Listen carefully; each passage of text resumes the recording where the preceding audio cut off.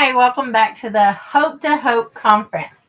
I'm here with the famous Coni Meyers with Chrysaline Moment Success Movement and publishing. And I'm Kim White with the My Sexy Business Team. I forgot that. You tricked me. I tricked her. I'm trying to get set up. We were trying to work in between sessions, and I didn't get done with what I was trying to get done with, and so I'm the technology part of this team, and princess problems. I'm just being real. We are here at the Hope to Hope conference to give hope to people who are struggling, who are stuck, who are just in a place that they have issues and they need to get out of those places. And I just want to tell you, one of the common themes, and this is why this session's even taking place, one of the common things that I hear and Miss Coni hears is, how do I become an author? Isn't that for somebody that's like famous? Or isn't that for somebody who is, able to tell this big tale, or able to tell a fine story, or there's a lot of excuses we use as to why we're not the one, even though we have the desire to write a book. And I think if you have the desire to write a book, it's usually something on the inside that's coming out that is very important to honor and acknowledge. Exactly. So we are going to talk a little bit about one of the tours that we have. We have gone like literally all over the world with the Book to Business tour. We have gone to so many places and met so many people. And it's funny because I will just tell you, it came from the struggle that I had writing my first book.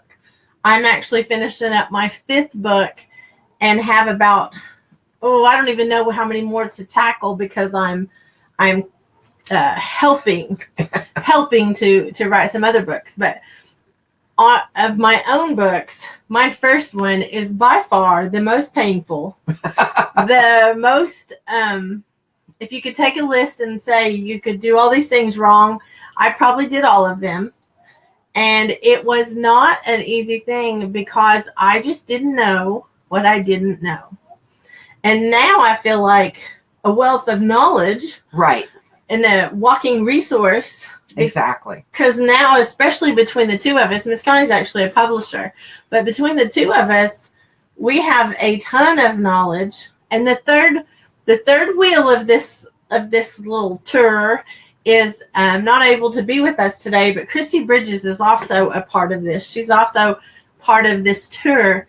And we have discovered a lot of things, and mostly it's from feedback from people asking us questions. Yes. Like, we know our painful parts. Yes. But then we know the parts where people have asked us questions. So we have free workshops that we do all over. We have online workshops. We have online classes that are free. We have a lot of free resources because we want to help authors. And I am not sure what the number is on my end of things, but we have helped well over 100 people become published authors. And Miss Coni, who knows? It's countless on her end, but excuse me. we have choking, and we have puppy barking. So we're sorry that that this is just real. I'm not sure. We are here in Las Vegas. We're so outside. Sorry. You're fine. Okay, I think I'm okay now. We are just real here. If the puppy barks, we're just gonna say I'm sorry. But we have a lot of books, a lot of authors that we have helped, and just we know the process because of, like, for me it was painful. Was it as painful for you as it was for me? I think I don't know that I would describe it as painful. I was afraid of the process. I think it was more fearful, and because of that I procrastinated. But I had several people that had written best-selling books that I was able to go to and get their input and get their advice. So I think for me, it was really more fear. There were definitely some terribly painful parts. Don't get me wrong, but I think for me it was really the fear of can I do this, and is somebody going to want to read it? Mm-hmm. And I think that's what held me back the most. Yeah. But yes, there's definitely painful parts. But what we're here to tell you today is they're doesn't unnecessary. Have to be. Totally unnecessary. Yes. And that's another thing I want to address right off the top is if you're thinking about writing a book, one of the things we think about is what are people going to think? Yeah. And the truth is most people don't even think about you. No. I mean, I don't mean to be rude, but it's true. But it's true. We think that people think about us much more than they actually think about us. There was actually a study done by, I don't remember which university, but one of the universities where they went in and they gave this, they brought in these students and they had them all put on Elton John t-shirts. And this was just recent. So obviously it was very painful for these kids to be wearing Elton John t-shirts.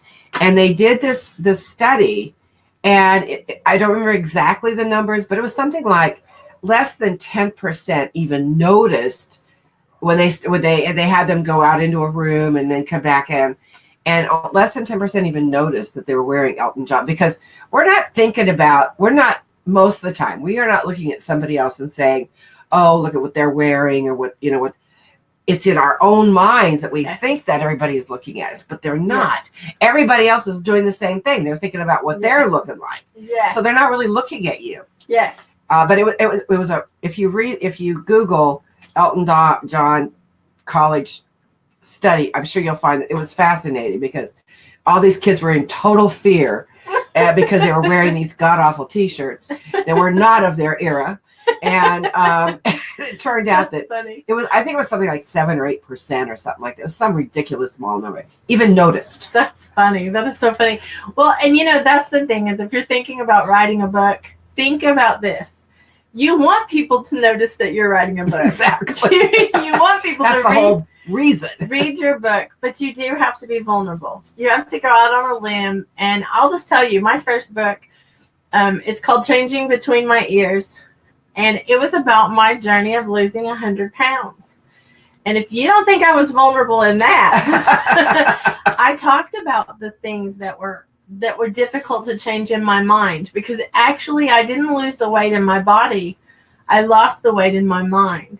My mind was what was overweight, because I couldn't get past some body image problems, and I couldn't get past some emotional eating problems, and I couldn't get past a lot of things that don't have anything to do, we think, with our mind. And the whole time that was really the problem. It wasn't the working out was the problem. It wasn't the eating wrong that was the problem. It was the reasons behind those things. Right. It was the reason why. Which is, that's probably 80% of the time that's the problem with overweight. Yes. And,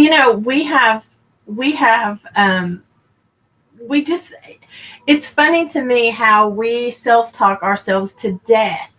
We self-talk and we say, I'm not worthy. I'm not valuable. Nobody wants to hear what I have to say. All of these things. And the truth is, we all have a story that we can help someone else with. Absolutely. We've had some of the most incredible speakers on this conference. And I'm going to tell you, I think I should be after every one of them if they don't already have a book, because the story that they told, even if it's a short book, most people don't have a lot of time to read big fat books anyway. Right. Don't let fear stop you. Don't let not knowing the process stop you. Don't let those things keep you from doing what you need to be doing, because it is an amazing thing when you're announced, and this is something that's humorous to me now, but the first time they announced me after I had done my first book, I was suddenly an author. And and I'm like, oh yeah, that's me. They're talking about me. They're talking about me. And I think it's humorous because automatically I was seen in a different light. I was I got more credibility. I got more everything. And I laughed because I'm thinking that was me the whole time. Well, and that's the thing. I mean, there's different reasons for writing a book. It's to tell your story, or to maybe you want to write about marketing, or maybe you want to write about whatever it is, network marketing, whatever it is. And everybody has a different reason for why they want to write the book. But the bottom line is, it does put you in the perception you are different if you have a book. And so I've told lots of people, why don't you write a book? Like, I work a lot with real estate agents. Why don't you write a book about your specialty, about something about maybe your community, and give those out to your clients, because that takes you, because there's so much competition in the real estate industry. If they were to write a book and create this piece, this really is nothing more than a big marketing piece. Now, that's not the kind of book you're going to probably go out and put it on Amazon and do that sort of but it marketing. Might be. But it might be. And the thing of it is, but even if it's only like 25, 30 pages, it doesn't have to be, a novel. Yes. And just by doing that, you create this image. I have a really good friend who actually was one of the founders of WallStreetJournal.com. Oh, wow. And he's a PR man, and he's written 2 books. He's writing another one now on political stuff, which is really interesting. But he's written 2 books on PR. And that's one of the first things he talks about. The best PR you can have is a book.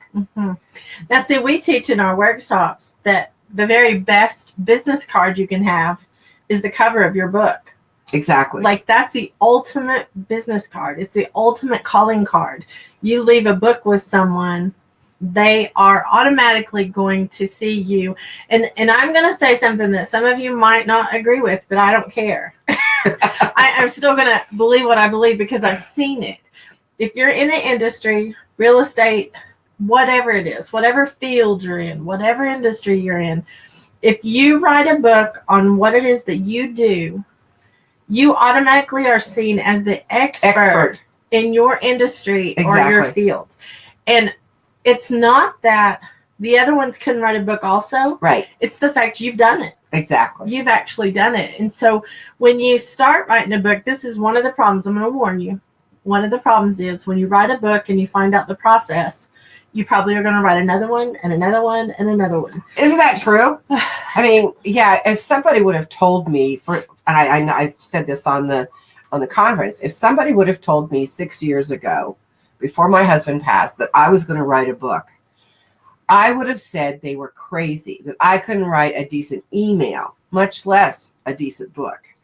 And now I have 4 bestsellers, one of which is #1 international. Yes. And my first book, Crystalline Moments, usually when you go on Amazon, you have the main categories, like maybe it's a novel, or maybe it's self-help, and then you have all these subcategories. Well, because it was a conversation, all these conversations about different situations, there was not a subcategory I could go into. So they left me in self-help and I think motivation. Well, #1, when I released my book, was Tony Robbins in self-help. Well, that wasn't going to happen. But I did make it to #11 in self-help, and that's a big, huge category. Big, yeah. So, and if somebody would have said I could even write that book, I would have said they were crazy. So, I think really all it takes is the desire to do it, and then the tenacity and the wherewithal to say, okay, I'm going to sit down and I'm going to start writing. Yes. And I'm just going to tell you out loud, I'm a cheater princess. There are things that I don't have time to do that I want to do. And if I can find a way to get them done without taking the long road, I like that. I like taking, as long as it's not compromising the quality. Right. And so one of the things that I learned to do, and I'm going to share that a little bit, I'm going to share some tips on how to get it done for pennies and quickly, very quickly. But I do want to talk about the different types of books. People think that writing a book has to be this 1,000-page novel or this, 800-page biography, or it has to be, they just have preconceived notions. And the thing is, what Miss Connie was saying, 25 or 30 page how-to is still a book. It's still a book. A manual, if you're teaching a class, a manual is a book. Exactly. A tip sheet. I hope everybody's listening. A tip sheet counts that you're an author. I mean, these are things that you need to cross over and understand that you can be, an author, a published author. There are publishing companies. There are like big publishing companies. There are vanity publishing companies that you can self-publish. Do not limit yourself. Do not. And, Miss Connie's a vanity publisher. She's a publisher. But here's the thing. She wouldn't give you advice like to only use her if that's not the best advice. No. And I love that about her. That's why she and I can do so many things together, is because she's sincere in her want to help people. And she's sincere. And the truth is, there are a lot of you who want to write a book. If all of you called her all at once, she'd have to say, whoa, wait a minute. And so, think about what you want to write about. Think about what you want to give to the world, because it's leaving a legacy. After you're gone, your book will still be here. Oh, yeah. What do you want to leave? What do you want to tell the world that gives them hope for something? Well, and a lot of books are written specifically for that reason, that people want to tell their family story. Mm-hmm. I really wish my grandmother, when she passed away and when my mother passed away, I wish we would have taken the time, because they had incredible stories. And we did try to record my grandmother, but it would have made a very fascinating book. Mm-hmm. For, it may not have, it could have been something fascinating for everybody, but it would certainly be fascinating for my family and my grandchildren's families and their children's families to have that. And so even if you don't want to go out and have a number one bestseller, even though it might be, it's writing a book about your family history. Mm-hmm. And is easy. That's actually how Christy got started. Oh, really? Christy actually wrote something for her grandpa that was about him and the stories he had told and stuff. And it is so cool. It might not be a bestseller because everybody might not want to know, but I loved it because I got to see insight into that generation. It's not just him specifically, it's also that generation. You get an insight into, into things. So being your family historian is also another reason to become an author. Being able to bless, other people with, and I'll just tell you, my 5th book that's coming out is about domestic violence. I mean, I wasn't sure how to tell that story. And Noah MacArthur, if you're listening, he has been relentless in pushing me to write the book called Harriet. That you don't have to do that anymore. And it's a concept that I learned through domestic violence that I'm going to share, because it is, I speak about it all over the world. I speak all the time about it, but I had never put it into, into that form. Right. And you might even have, if you really are, maybe you're interested in writing some kind of a novel, mm-hmm. But you don't know even how to begin. You could start by taking some kind of family history and maybe even historical facts. There's a category called nonfiction, creative nonfiction. And so what that is you take something that's historically true, but then you create a story out of it. And so maybe there's something about your family that you would love to tell the story, but it isn't enough to just have that story. So you create a whole story about it that becomes a novel. And I'll bet you that there's many novels. I know for a fact, Trisha Andreas and her novel that's coming out, it all started with things that had happened to her. And then all of a sudden the story got intertwined with reality and her fiction. So there's lots of different ways to write a book.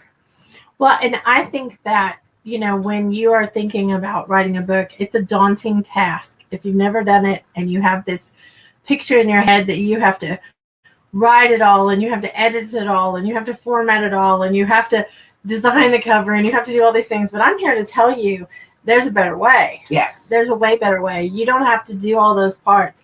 But I will say you have to get started. You have to get started on the process. And just let me tell you some of my cheater versions, just so you know, because I think it's important for you to understand that there are ways of doing things that are not traditional.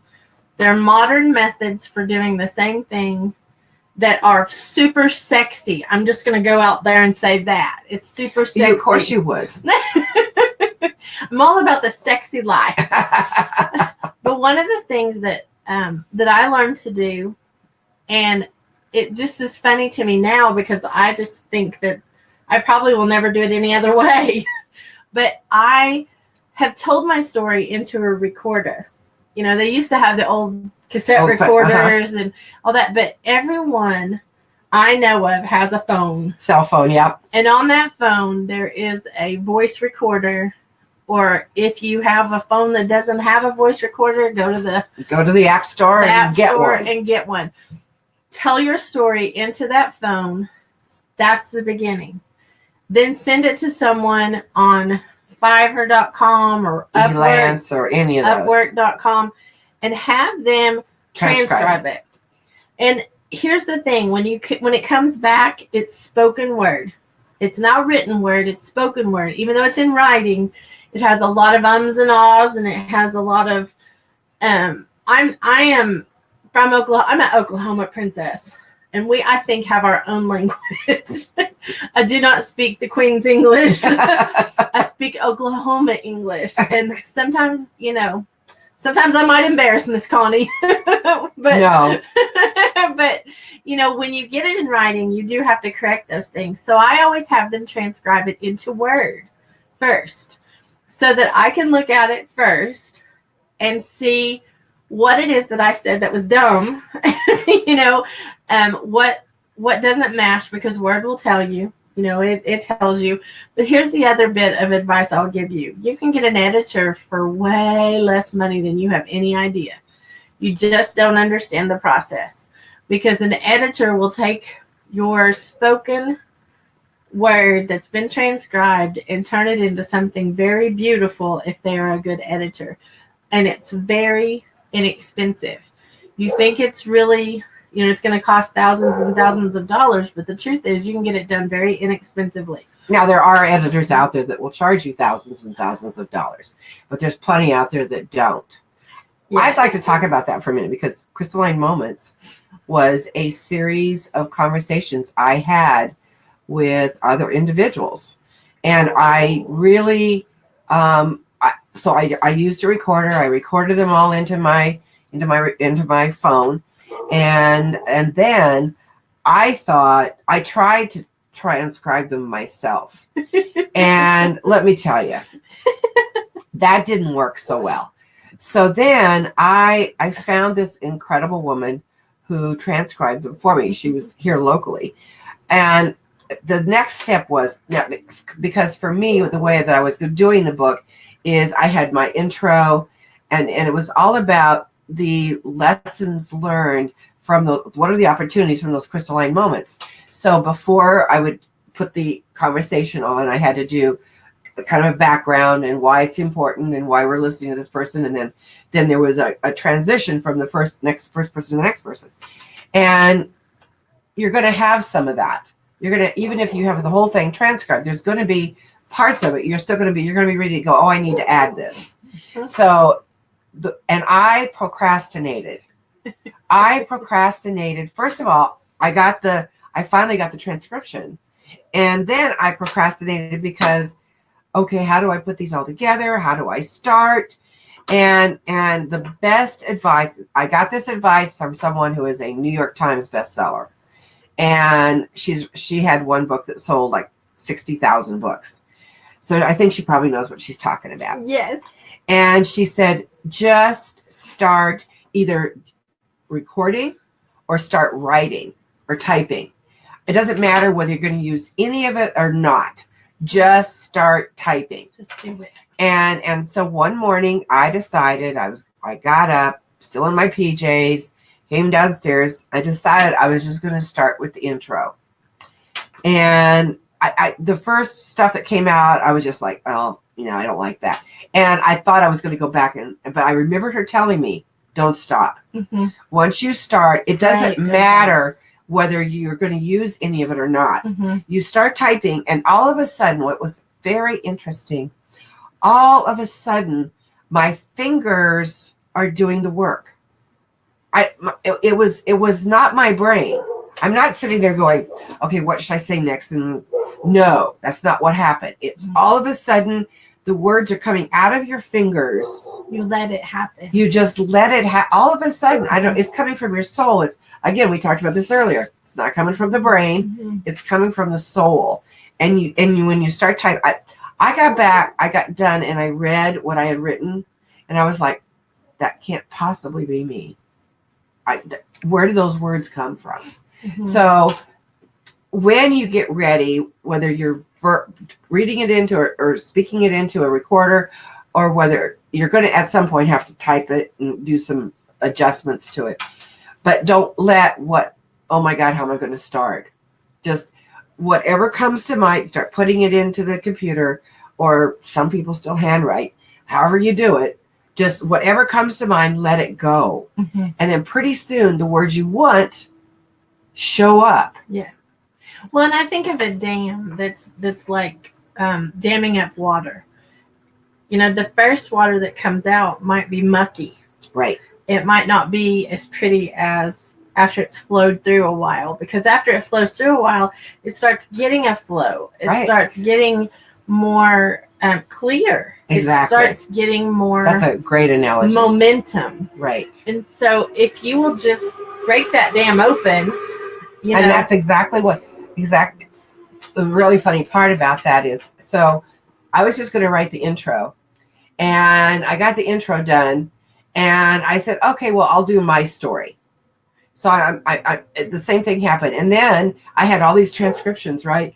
So I kind of looked at each one, and I kind of put them where I thought they might go in the book, and I knew I was going to be switching them around and stuff. I literally, for 4 days, did not stop. I starved my dog. Not really, but I didn't shower.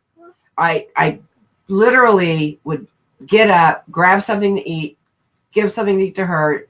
Thank God she had a doggy door.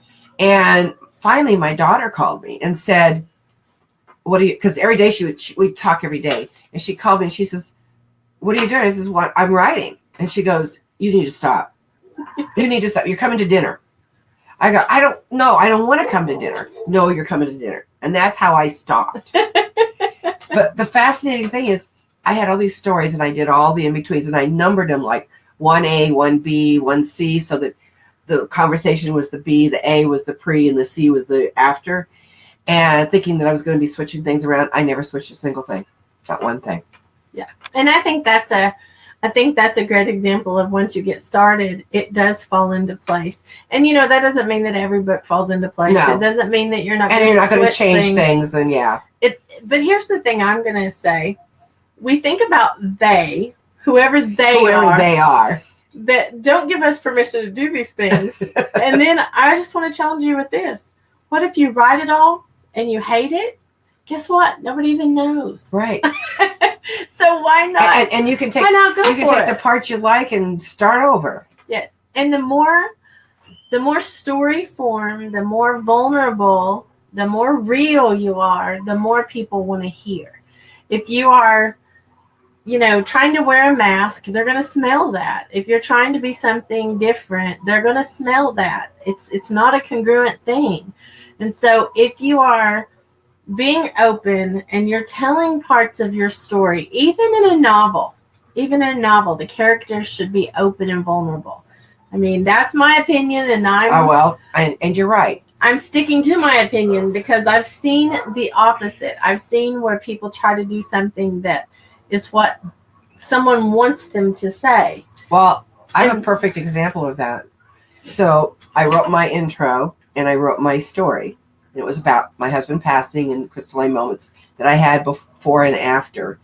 And And then I did all the other stories.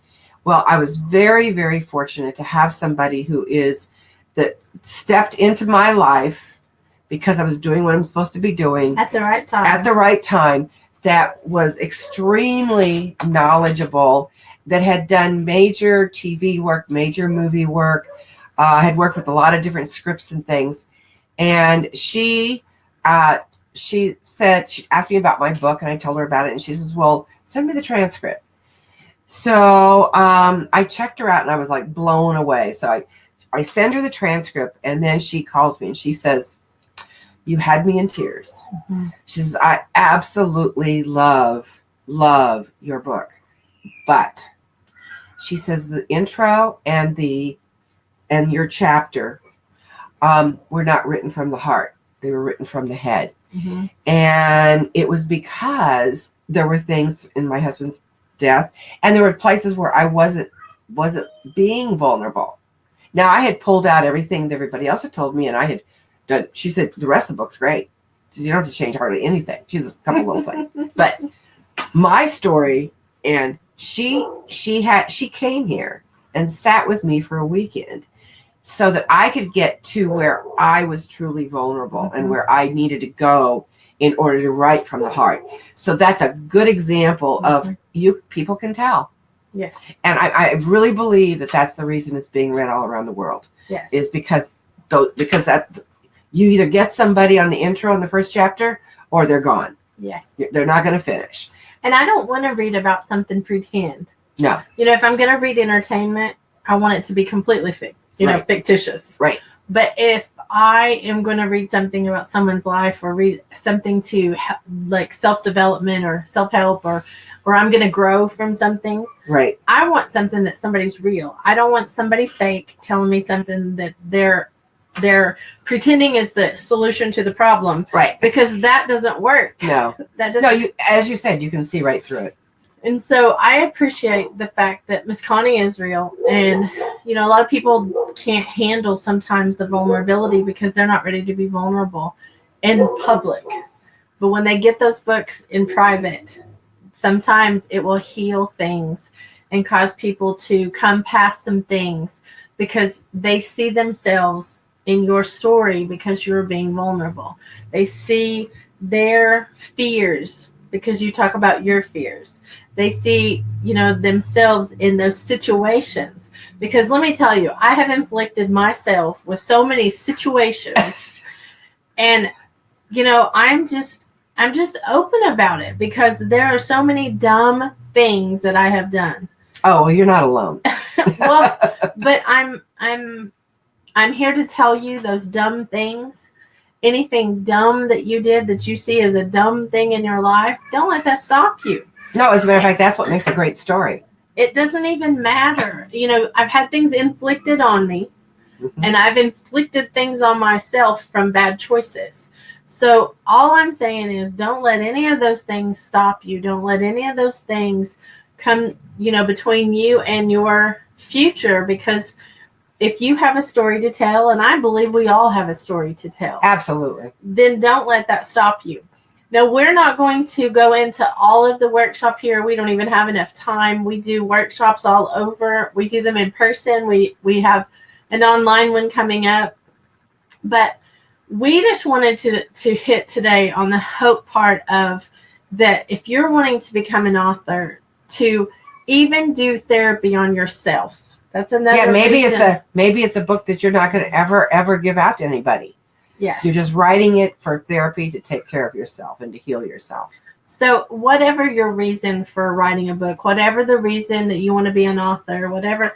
And then I'm going to challenge you with one last thought before we sign off for this session. But the other thought is, if you go so far as to write a book, I know there's a lot of authors out there that they wrote a book and then that was the end of what they did because that was traumatic.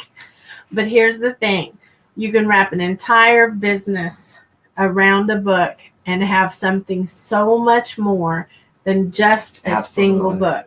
So if you're interested in any of our workshops, I'm going to say it again, they're free.